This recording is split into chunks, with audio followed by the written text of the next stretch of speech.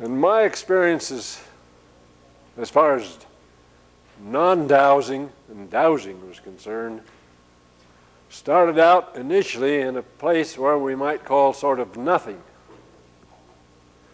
I noticed an article in the newspaper just the other day, July the 8th, in the Oregonian down in Oregon, about an author that wrote a great book called Nothing.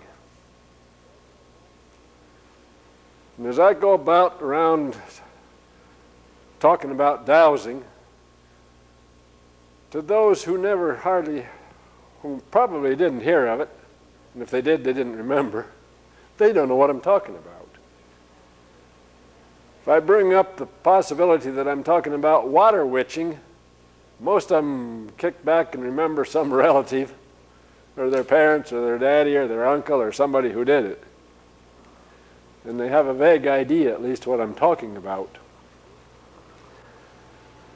But in the beginning, when I first had a dowsing experience, using both the fork stick and the swing rod, the fork stick and the swing rod both worked for me.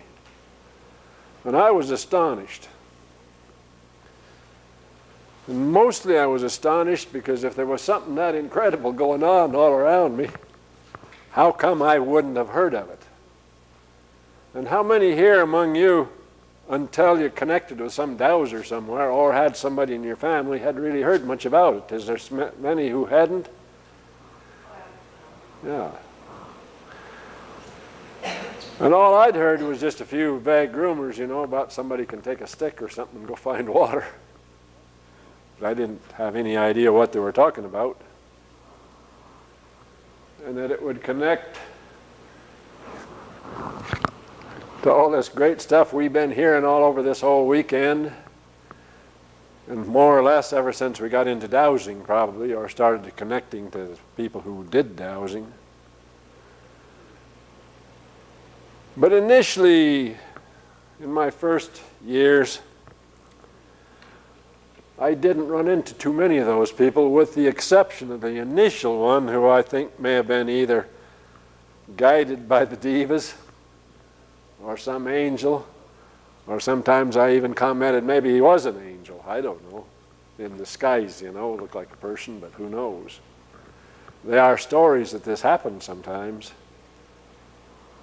And I definitely have a feeling that I've occasionally run into somebody who did me some great benefit, or brought me some great information, or showed me something very special,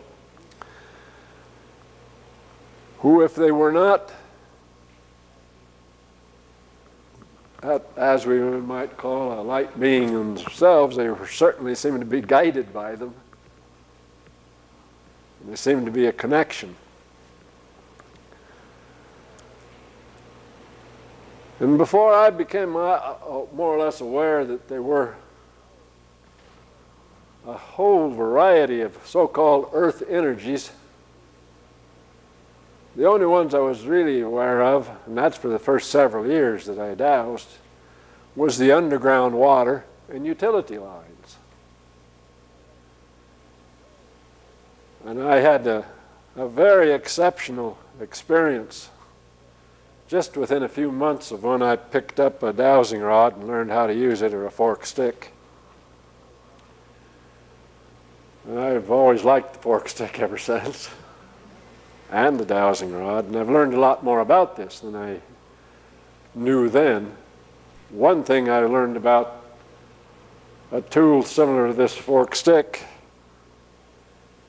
is that now some medical doctors in the United States and Europe are using the fork stick for their informational dowsing, which suggests that there are more than one method of dowsing. There's that dowsing where a person goes out and tries to sense energy lines, like we've talked about a lot here this weekend.